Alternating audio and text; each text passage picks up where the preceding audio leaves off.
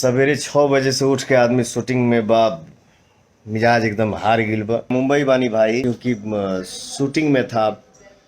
अभी just shoot खत्म करके मुंबई लोखंड वाला में ही शूट था। लेट तो होता, लेकिन फिर सावन के गाना पे बैठे के बाद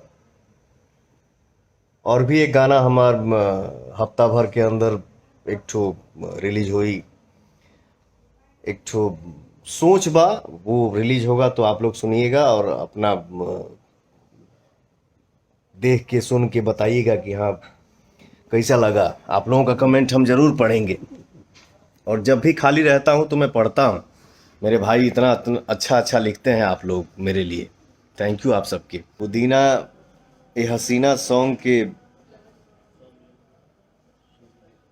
100 मिलियन होखे वाला बा आप लोगन के आशीर्वाद से। आप लोग ऐसे ही अपना प्यार अपने पवनवा के ऊपर बरसाते रहिए, और क्या चाहिए। पहली बार भोजपुरी में इतना रील बना है। और अच्छा 4 लाख भोजपुरी में पहली हमको बार हमको नहीं, भाई पढ़ा लिखल ना है हम, सॉरी। इतने कम हमके ना समय बुझाला ये सब। हमको सब मेरा छोटा भाई अमित बताते रहता है। इतना कम समय में इतना कम समय में भोजपुरी गाना 4 पर लाख पहली बार इतना शायद रील बनल बा। 4 लाख के करीब में रील बन एक और 2.25 लाख के करीब कमेंट बा गाना पर। 1 मिलियन प्लस लाइक है ना। बहुत प्यार दिए बहुत। तो